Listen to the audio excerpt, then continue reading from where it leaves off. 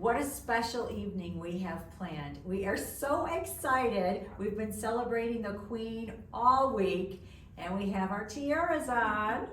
My name's Debbie Catenacci with Dare to Be Curious, and I'm here with my co-host, Cheryl Bodine. I just returned from London, as many of you know, because you follow us, because I've sent lots of pictures. And they were so excited about this great Jubilee. They were already decorating for it. I've been watching it on YouTube, on the TV, and so we want to continue that celebration. You've got to admire a woman. Talking about women supporting women. Women Supporting Women. A woman that's been in charge of a country or a empire for 70 years, and she's done it with grace and courage and steadfastness. So our book, for our book club this month, I chose Elizabeth and Margaret. It was a book by Andrew Morton, who had also he did Diana's book. Yes. And it was very insightful. And you think you know everything about them because so much has been written. Right. But as we're going to discuss in book club tonight, what was your surprise? I have a surprise which we'll discuss later. But the tiaras, she deserves a tiara. Absolutely. If you don't have a tiara tonight, you will have a hat. Yeah, So or this is our English. fascinator. It's our English afternoon tea in honor of the Queen. We have, of course, clotted cream. We have scones. We've got, Tiny little sandwiches and absolutely wonderful tiny desserts. They're so tiny they can't have many calories. I don't think so. Yeah. So stay tuned. And the champagne. And the Let's not champagne. forget that, And I our think I have a favorite. teapot around here somewhere in case anybody actually wants tea. Stay tuned. Lots of fun ahead. Thank you for daring to be curious.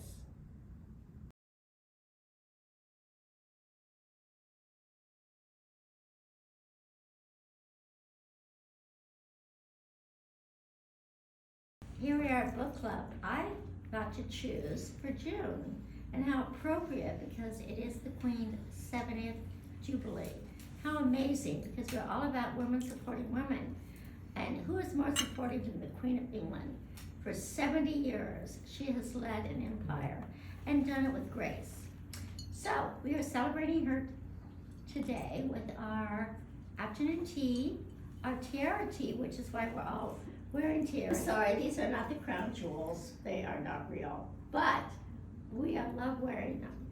And I'm going to start the discussion because we all know a lot about Elizabeth and Margaret, or we think we do. And I suggested this book by Andrew Morton, who I had the really joy of meeting via Zoom and talking about this book. And there were insights in this book that surprised me. So my question to begin this discussion is, we all know so much about Elizabeth and Margaret. What was it in this book that really surprised you? For me, I'm going to start with my answer. You heard about the party girl, the affairs, the dancing, the singing, all of the party girl. But you didn't know that she was deeply religious and that she sought out religious leaders in England to discuss her ideas about heaven and hell and what believing in God really meant to her. So that was my surprise. So we're going to go around the table and we're going to discuss what your surprise was. This is the joy of book club. Listen to what we found out tonight. Thank you for joining us. Thank you for daring to be curious. Well, it was fascinating reading about the sisters. I mean, I have a sister, and I know you have, the closeness and love between your sister, but there's also a rivalry. And then to amp it up with one being the Queen and one having to bow and curtsy and always be in the shadow of her, powerful sister. It was just difficult on their relationship. Well, I felt that I really felt for Margaret. I mean, I admire the Queen, but, I think Margaret could have been more. Because she was so independent. She was smart. Right. She was independent. Beautiful. She had energy. She did. thought out of the box, for sure. For sure. For sure. But that's the beauty of these books, is it gives you a totally other perspective. And it's all about women and how we have to manage our lives. I guess another difference from The Crown when the queen is falling in love. You know, the book kind of talks a lot more about how the parents tried to kind of slow that down and keep their engagement and lengthen it, and how her sister kind of is coming to her defense of like, how long are you going to kind of make them wait, you know, and why are you taking her away on this trip, and like to kind of really test their commitment level, because I think Elizabeth absolutely knew where her commitment lies, and in contrast to The Crown, there isn't a level of that the family wasn't approving, I guess, or that they were kind of testing them. Well, I felt that too in The Crown, because of course we've all watched The Crown. But I felt that she was, for the first time in her life, rebellious. Elizabeth. It was her way of being. She said, rebellious. I want this man. And which is something I don't think she does all the time, or doesn't That was appear to something be. she wanted. I don't think She she does. really gets what, you know, she wants a lot, and that was something. But that was before she was queen. And now it's all about duty. But at that point, it was all about, and I've read other things, and I think this book tells us this, that they were happiest when they were in Malta, when she was an officer's wife. Yes, yes. And I found that sad. Sad. And She in made many ways. herself more. Yes, Didn't yes. have the weight of the crown. She had The weight of the Duty, crown. duty, That is duty. powerful. Yeah. Duty. Duty.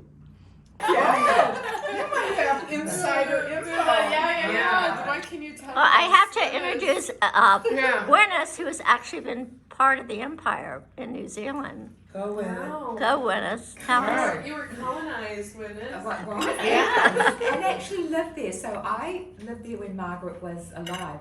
I have a different take. I feel that, you know, Margaret really had, you know, to make comparisons, Harry's life. Margaret didn't have any of the duty, and really I feel Margaret was sad in life because Margaret chose very poorly all of the men she knew. And really it was sort of that cut and dry. She could have had the choice, and she just chose very badly. And I think Elizabeth, incredibly, and at such a really young age, chose so wisely, because Philip couldn't have been a better partner and support and companion for all of those years. Just absolutely amazing. Was devoted. Absolutely amazing. Yeah. And he was not. He was really that macho guy. So for him to sort of take on that role was really quite incredible. And then unfortunately Margaret's guys were never going to take on that role, and I don't think ever that she would have assumed they would. I agree with you. Margaret sort of seemed sad, but I feel Margaret seemed sad at the end as people age and they don't have the life they could have, should have, would have had. They wanted the life they Well, wanted. we all want. They But want she, what they she, couldn't have. she had many opportunities. You know, she was quite unpleasant, Margaret, and Margaret often spoke very in a derogatory fashion to anybody that she felt wasn't quite up to her standard. I mean, you know, she had a lot of things going on, Margaret. Having said that, she was fascinating and interesting, and she was the girl. She really was. She was the smoker and the drinker and the party girl, and you've got to love her. But definitely comparisons with William and Harry now, and I'm so William and so un-Harry these days. That's all right. We are open to all discussions here. So that's how I feel. I feel as there's such an incredible comparison all of these years later. So And I did you, think when I look back, as Diana would think, you know, looking at Harry in this different age, you know, how wonderful he's doing his own thing, but I also think how disappointed she would be that he let his brother down so badly. And kudos to Margaret, she never did that. Yeah, they were devoted. I Yeah. agree. She would always support the Yeah. queen. Absolutely, yeah. and, Yes. and she did, always. She did. Yes, but the comparison stops there. But they were the siblings, right? One has the duty and one. You know? And maybe one wanted more to do. I felt that Margaret yearned to do more at one point in her life. Yes. I really it's did. the heir and the spear, and that's how it is. So, you know, there's such different roles, and you have to accept and adjust, I guess, don't you, to however that is. Well, it was easier in Margaret's time than now. Yeah. I mean, you know, Harry was a war hero. I remember reading something that his commanding officer said he has the heart of a lion. And that really struck me because he was with his men. I'm not saying he hasn't made the wrong decisions. No, I agree. Yes, he was great. He was a war Yes, he hero. was, yeah. So that really struck me that when they stripped all of those honors from him, because he really deserved them. He had 2 tours in Afghanistan, I believe. Yes. He distinguished himself, but yet because of some kind of ancient rule, they had to strip those. Now that did bother me a little bit. I'm a Libra, so that justice for all. Yeah, it's so unfair, right? Strip him of something else, take something else, but not that because he earned that. Yeah. He really did earn that. I agree. Okay, so we're going to move along here. Leslie, Okay. tell us, what was your surprise? Well, first of all, kudos to Andrew Morton. I think he did a marvelous job with the book. I love the way he incorporated the history of the girls' relationship from when they were children, the familial bond that they shared with the king and the queen. It was we four, as the king would like to refer to them as. And I was very intrigued by what they went through during the wars. with the Oh, children. yes. Yeah. And you know how they, when London was being bombed and they had to, you know, leave their palace and go literally underground, and how they amused themselves and how that forged the bond between them. And then, you know, how Elizabeth had to learn, she joined the organization, you know, in the military, where she learned to be a mechanic, and she drove a lorry. I mean, that was amazing. A proper queen, and here she is. To imagine her getting down in the grease and the overalls and everything, I thought that was really fascinating. It is So fascinating.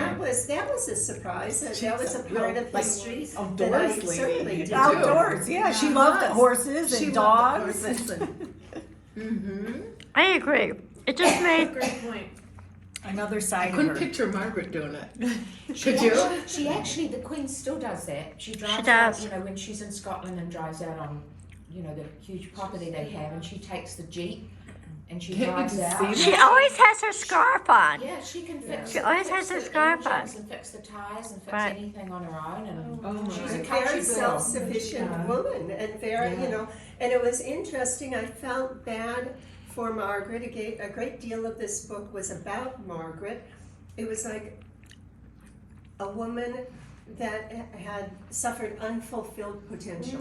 Yes, thank you. That she was allegedly the brighter of This is the your- two. Yeah, she was smart. And was, you know, didn't have the opportunities to advance intellectually that she wanted. Just So because that- of birth order. That was another surprise, that there, you know, that there was more depth to Margaret than just the party girl. I think the party girl aspect came out because she rebelled. This was her way of gleaning attention. I agree. That's why I said that when he revealed how deeply religious she was, how spiritual, it was like, really? That is nothing that has ever been really written about her, Right. which I found And really she was intriguing. searching, almost like the dark night of the soul, where you're really searching for answers. Well, The royal family are Don't we- hugely religious. don't we always do I that mean, though? They are religious. Right. Yeah. Well, and It is. I didn't understand, I wasn't aware that she was high Anglican. And I always thought of, you know, and she had visited the Pope, but I didn't realize, you know, because there was such a separation between the Protestants and the Catholics because of the Church of England. So that was another surprise to me. Lots of surprises in the book. I'm so glad I chose it. I'm so glad you chose that. Perfect Oh timing. my God, perfect time. Well, that's why it was chosen, because it is perfect timing. Great choice. I know, and Does his research. yes, he does do his research. He does. He does. Very thorough. Debbie, all right, tell us. So I was very surprised that Margaret was so curious. I mean, she got into like the bohemian lifestyle, and she was smoking and drinking, and she was amazed by this photographer. And you know, stories were that maybe she was half, I don't know, where her blouse was during those photos. But she was quite curious. And then she was on the island, and they were doing dances, and they had all kinds of tropical food and drinks. So she was quite curious. And it's amazing how Elizabeth was of course, we all know she was the opposite, but her commitment was just outstanding, and I think almost beyond grasping. And let me just read a portion right here, just 2 seconds. Oh, I love that. Gold star. All right, guys, come on. Here we go. Ladies. Well, the Queen was unswerving in her loyalty to the crown and deeply felt conviction that country must always take precedent over self as she prepared for her coronation. And I thought, how many times did she suffer silently, sleepless nights, tormented about her sister, tormented about political issues, wanting to do the right thing, the proper thing, to have the legacy that her father had bestowed on her. So I think that there was a lot of surprise there, that the deepness of the conviction, discipline, and respect, loyalty to the crown was amazing. I think you're absolutely right, and I think that's why the entire Commonwealth celebrated her with such true love and devotion. It's because she has served with dignity, given up her own, what she might want, because that's what a leader does. It does what's best for the nation, like her father did. You know, there are people that rise to the occasion. Like we know that Winston Churchill had been disgraced, and then after the war, he was removed, but he was a man that met his destiny. Yes. And she is a woman that met her destiny that lasted 70 years, 70 and years. more, because she's still on the throne. So I think that's what we celebrate here today with these women, these powerful women of our book club. Long live And- the Queen. And let's say, long live the Queen, and never surrender, ladies. Never surrender. Thank you all for joining us and daring to be curious. We'll see you next time. Thank you.